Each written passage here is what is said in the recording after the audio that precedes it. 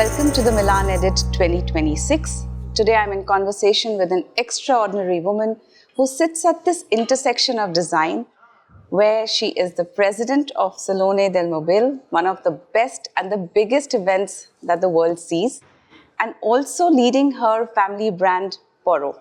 Maria Porro for us. My pleasure being with you. Maria, thank you so much. It's a pleasure having this conversation with you today. So Maria, the first question, of course, you're handling two very distinct positions in your life. One is, of course, your own brand, where things are very delicate, the materials, it's quiet luxury. And then there is the scale of the fair. How do you handle these two very diverse roles in your life? Well, I grew up in this world.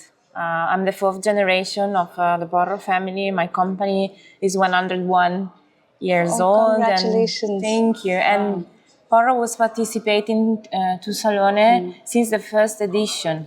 So basically I grew up with Salone, seeing my grandfather and my father, who is an architect, preparing Salone, seeing Piero Lissoni, sketching the new products and visiting the fair since I was a child. Wow. Yeah, I have very strong memories of Salone Satellite and the young talents, and I feel blessed and honored to be in this position. Salone has been an incredible support for my company to open to the world. Also imagine 30 years ago, 40 years ago, 50 years ago, but also now this world that is really interconnected but fragile at the same time. So how do I handle with the passion I grew in, with believing that good design and good connection is what we need, and believing in an industry that is a manufacturing industry that has the work at the center, the creativity and the work. So, yeah. So nice, so nice. This entire city has such a palpable energy when Milan Design Week starts. Yeah. And there is a very interesting thing that I feel over the years that I've been coming to, the Design Week. I feel that one has to literally choose carefully what they want to see and absorb, because there is so much to do. Yeah. What is your take on this? Yeah, it's true. The event has been growing year after year. Of course, the business, the core, the art beating is here at Salone.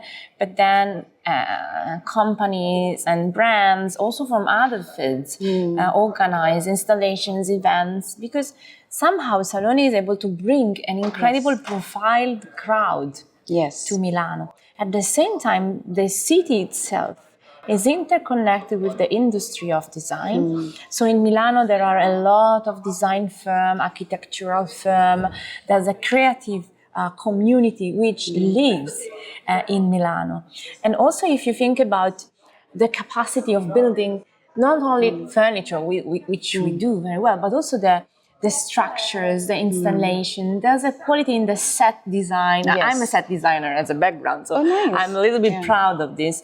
So it's really an ecosystem and network. So as you said, the offer is huge. And while in Salone we control the quality, we select the companies participating, but still we have 1,900 and even more exhibitors. So it's good to have a plan, but it's also good to get lost and discover something you don't expect. And then when you visit the city, yes, you have to be thoughtful in what you select. And I strongly recommend the design institutions like Triennale and Compasso d'Oro, and also visiting the museums, because those places are, investing day by day, year after year in good design. I really like what you said, getting lost rather than coming with a very curated list of what to do. Sometimes it's really nice to get lost into the city and just discover. And I think at the corner of every turn, there's something to see. There is, because it's a sort of festival. Yes. So there's the B2B aspect, the B2C, but also this community. And design is very open to the public. So think about Salone. So it's a business fair. But then from Friday we open to students. No, yes. Oh, the just the students. students. Oh, nice. So the students can be side by side with the industry on Friday. Then on Saturday and Sunday we open to the general public. And at the same time, what happened in the city is a very inclusive, It is. constant happening. So this is also thanks to the companies that have their booth here, but at the same time, they have something to show in the city, and it's a way to connect people.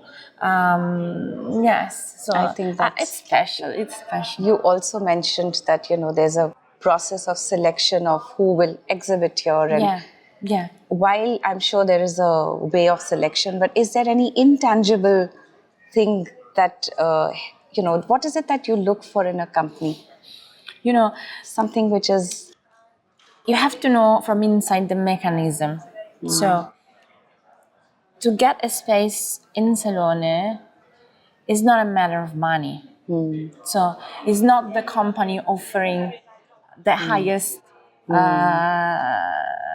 amount that get the best spot, the best space. It's very democratical. And even the small companies are exhibiting next to the very big companies. We have exhibitors mostly from Italy, of course. This is yes. The core are the Italian companies, but like we have 36% of companies from all around the world, from 32 different countries. And no matter if it's an emerging talent, a startup, or like me, 101 years old company, they are all together. Exhibiting side by side. They pay the same for the square meter. So it's a big opportunity for everybody. Very good. And this is, I think, what can really make a good idea evolve. Yes, absolutely. I like the fact that you said it's a very democratic way of bringing people in. And, is there any advice to an emerging company or a designer who's keen to sort of test waters? What would you say to them? First come and see if it's what you would feel. It resonates with you, resonate with you. This is very important, first. Second, if you decide to participate, choose in a very wise way what you show. Don't just show everything, but as you said, there's a lot to see. And people can get lost, not in a good way, maybe in a bad way. So the message you deliver is very important. For emerging talents, we have Salone Satellite, and in Salone Satellite we have a jury that select the designers under 35 that can participate. And the jury, the president of the jury is Paola Antonelli, serial curator of MoMA in New York. And then the jury is made also of journalists, entrepreneurs, so all the different walks of life. So also that, I think it's a good opportunity, and is inside the fair. So the young talents are side by side with the industry. I always take one day with my father, who is still very active in the company, to just go and see what the young talents are doing. Oh, how nice is that? Yeah. A bit about your Porro. I see that the materials that you use, it's all very understated, quiet, and yet it allows you to sort of seep in quietly and gently. In this world where everything is quick and there's instant visibility, how do you pare that down for yourself, for your company? Well, it's a very good question, and let's start from the light here. And from the architecture. So what we did here is that... Shall we just... with pleasure. You want to show me What we wanted to do is that, as you can see, we have two light and walls that are recreating the sunlight. Then we don't have any technical lighting. Like normally in fairs, you have projectors and this kind of thing. So no technical lighting. the atmosphere that we create is with the real lamps and with the light that is integrated into our modular systems. So what we do, and then if you notice the architecture, yes, there's this recessed ceiling with the double height, but at the same time, all the walls are actually our architectural system. So furniture is not occupying the space, Right. but is designing and creating the space. So as you notice, that this very calm and Very. quiet atmosphere, because the control of the light is very important. At the same time, the proportions of the architecture, which is defined by the furniture, by the architectural furniture, is thoughtfully calculated. And then we, my grandfather was always working with wood. I remember him selecting veneer, and it's a tradition that is in our company. So also the selection of the surfaces, the selection of the wood.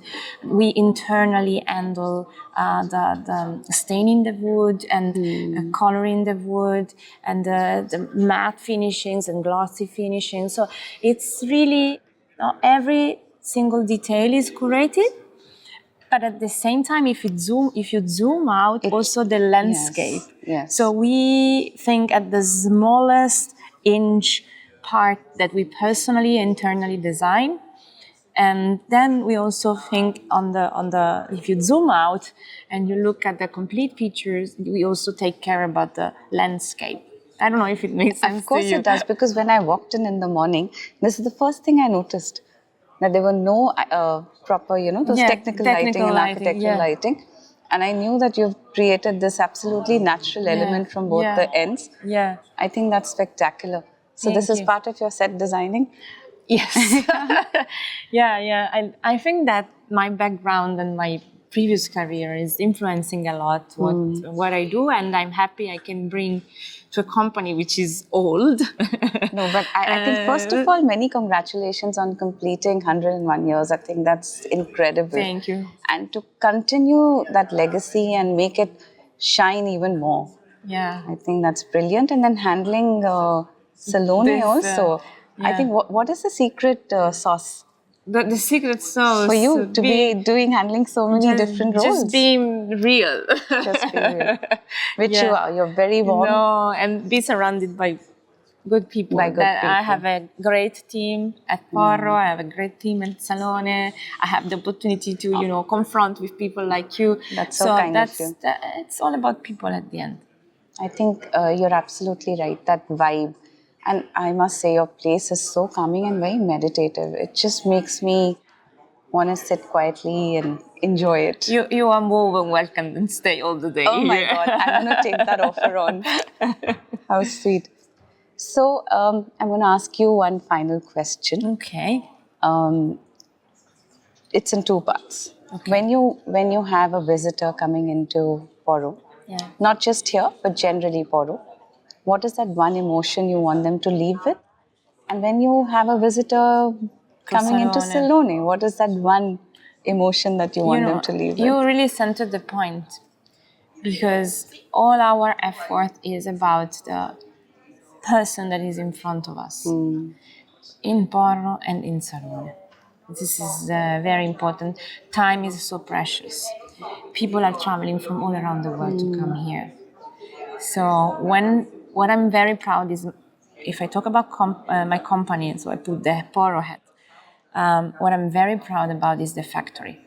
Wow. So what I really want the people to see is the production unit, see how we do things, look in the eyes of the people that are producing. Wow. And that is already, you don't have to explain anything. Yeah, I would love to do that, actually. Please come. Yes, that'll be a... Yeah, we also, from the architectural point of view, the factory is quite interesting. Yeah. Wow.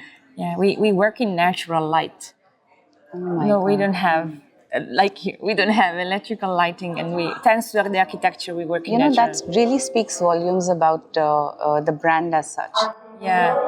Because I think that's super sustainable in a massive way. It is. And the same for Salone. Salone just was certified with the European certification for sustainable events. So that's a very important thing. So we try to curate the experience of the visitors in order to give them all the tool to orientate, to navigate, to be let the places be accessible, give cultural contents, and but then again, getting lost is part of the game. It's part of the game, yes. Thank you so Thank much, you. Maria. It My was a pleasure. pleasure. Such My a pleasure pleasure. talking to you. Thank Grazie. you. Thank you. Grazie. Grazie.